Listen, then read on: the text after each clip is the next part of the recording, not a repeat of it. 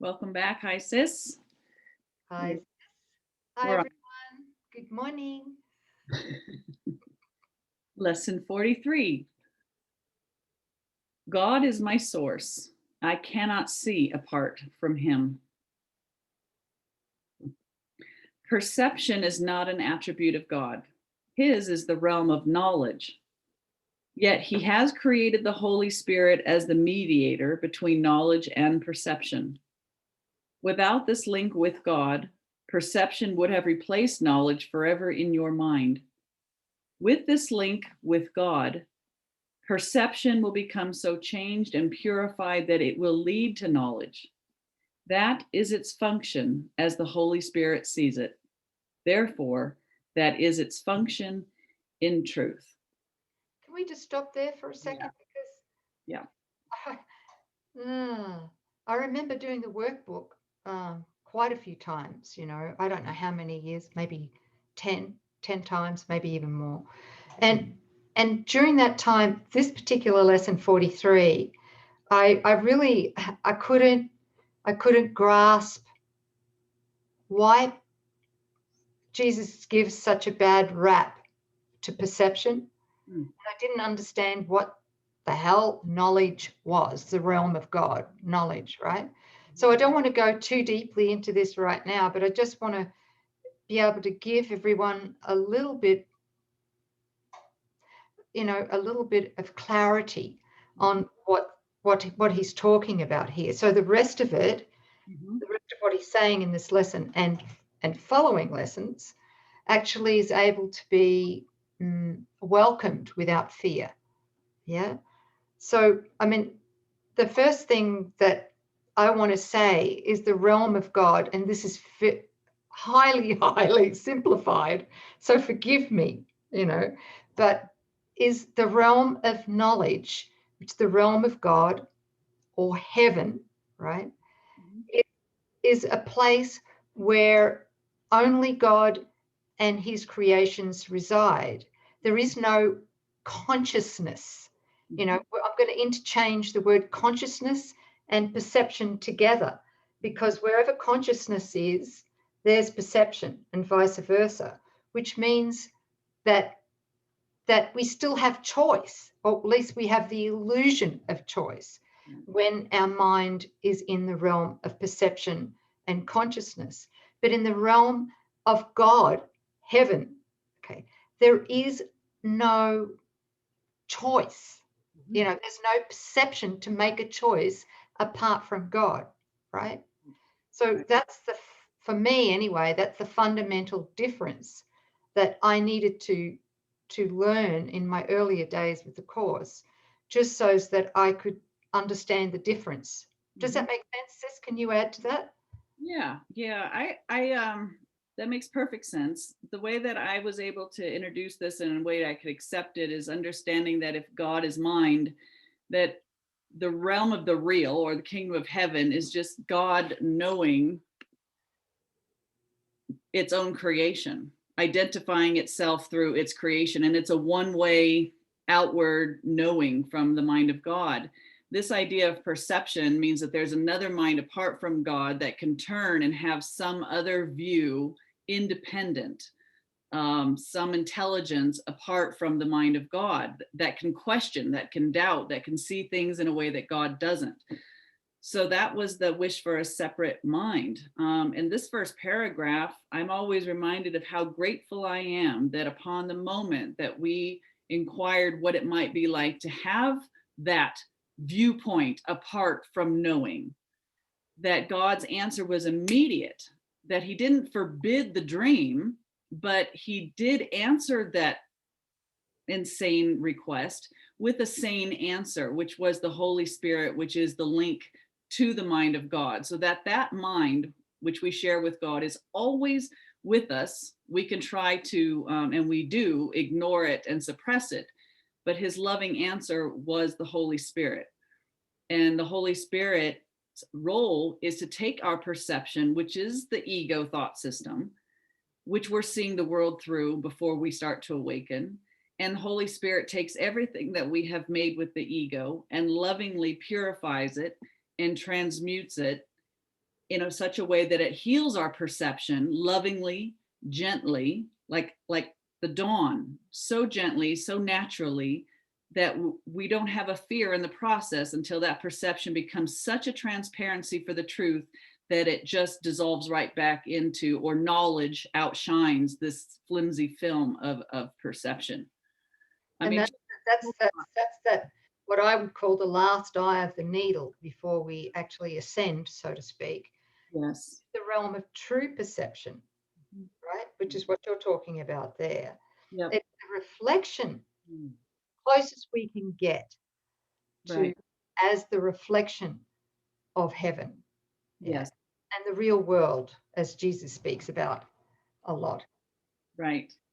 Yeah. So how beautiful is that, that the Holy Spirit's function, and he'll change and purify this filter that we've made, and it leads us to knowledge, which is back to the mind of God Beautiful. that has no opposite. Thank you. Thanks, Sis. That's important distinction to be making. Thank you. Okay, so paragraph 2. Is it okay if I continue? No. In God you cannot see, meaning with the eyeballs, right? Yeah. Perception has no function in God and does not exist. Yet in salvation, which is the undoing of what never was, perception has a mighty purpose. Made by the Son of God for an unholy purpose, it must become the means for the restoration of his holiness to his awareness. Perception has no meaning, yet does the Holy Spirit give it a meaning very close to God's. Healed perception becomes the means by which the Son of God forgives his brother and thus forgives himself. There's the mighty purpose. You cannot see it. Go ahead. And what we're going to find as we do these lessons is that is our function while we're here in the dream. When we want to awaken from it, right? Yeah. Function is forgiveness. Yeah. Yes. You cannot see apart from God because you cannot be apart from God. Whatever you do in him, because whatever you think with his mind. So our true thoughts are the thoughts of God. So what can we? Yeah. He says here, you cannot see apart from God because you cannot be apart from God. Mm-hmm. But the fact, while we believe we're in a dream, is that we're seeing apart from God all the time because we're trusting the body's eyeballs to see, right? We're trusting the ego mind, the past that we believe. We're trusting the body's senses. So we're trusting the ego to see. That's In right. The dark. That's basically what he's saying here. Because Yes. anything we see apart from God means that we're not seeing anything at all. That's right. Okay. So unless we're seeing or thinking or living with God, by God, nothing real is happening. That is huge. So nothing's showing up on God's radar. Right. Oh. Whatever you do in him, because whatever you think with his mind. If vision is real, and it is real to the extent to which it shares the Holy Spirit's purpose, then you cannot see apart from God. 3 5-minute practice periods are required today, one as early as possible and another as late as possible. The third should be undertaken at the most convenient and suitable time which circumstances and readiness permit. At the beginning of the practice period, repeat the idea to yourself with your eyes open.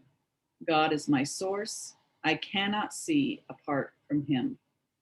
Then glance around you for a short time, applying today's idea specifically to what you see. 4 or 5 subjects for this phase of the exercises are sufficient. Say, for example, God is my source. I cannot see this desk apart from him. God is my source. I cannot see that picture apart from him. Although this part of the exercise period should be quite short, be sure that you select the subjects for this phase indiscriminately, without self-directed inclusion or exclusion. For the second and longer phase of the exercise period, close your eyes. Repeat today's idea again. God is my source. I cannot see apart from him. And then let whatever relevant thoughts that may occur to you add to the idea in your own personal way. Thoughts such as, I see through the eyes of forgiveness. I see the world as blessed. I see my own thoughts, which are like God's. The world can show me myself. Or any thought related more or less directly to today's idea are suitable. The thoughts need not bear an obvious relationship to the idea, but they should not be in opposition to it. If you should find your mind wandering, if you begin to be aware of thoughts which are clearly out of accord with the idea for today, or if you seem to be unable to think of anything, open your eyes, repeat the first phrase, God is my source, and then try the second phase. Repeat the first phase and then try the second phase again. Please forgive me. Do not allow any protracted period to occur in which you become preoccupied with irrelevant thoughts. Return to the first phase as often as necessary to prevent this. In applying today's idea in the shorter practice periods, the form may vary according to the circumstances and situations in which you find yourself during the day. When you are with someone else, for example, try to remember to tell him silently, God is my source. I cannot see you apart from him. This form is equally applicable to strangers and to those you know well. Try, in fact, not to make distinctions of this kind in using this form of the idea. The idea should also be applied throughout the day to various situations and events which may occur, particularly to those which distress you in any way. For this kind of application, use this form. God is my source. I cannot see this apart from him. If no particular subject presents itself to your awareness, merely repeat the idea in its original form. Try today not to allow long periods of time to slip by without remembering today's idea and thus remembering your function. God is my source. I cannot see apart from him. So this is that basis behind why we could see things differently, right? Because as I'm seeing truly, as I see with God, I'm going to see a different world, a healed world. Because God is my source, it's impossible that this view, this vision, this truth is not available in me, to me. The real holy self cannot see apart from God. What the ego is seeing can't be seen in truth at all. And all Holy Spirit needs is our little willingness to recognize that and accept it, right? And it's a state of curiosity and surrender. It's like something else is here. My holy self is viewing this, can see truly. I want that. Beautiful. Beautiful. You want to hear something funny? Yes, please. I'm looking through the ego's human eyes right now, and I see that my name is no longer Nouk Sanchez. I've morphed. How did brother get in the room? Daniel Boisevane. I forgot to change my name. Christ, and you'll never have to change it back and forth. Oh, thank you, everybody. This is a biggie. Yeah, Is it really like the first lesson we've looked at that really gets to the positive separation? Yes. Okay, that's powerful. Thanks everybody for joining. Lesson 43, God is my source. I cannot see apart from him. Thank you, sis. Thank you, everyone. We'll see you tomorrow Bye. for the next lesson. In a minute. Yeah. See you in a minute. Bye. Bye.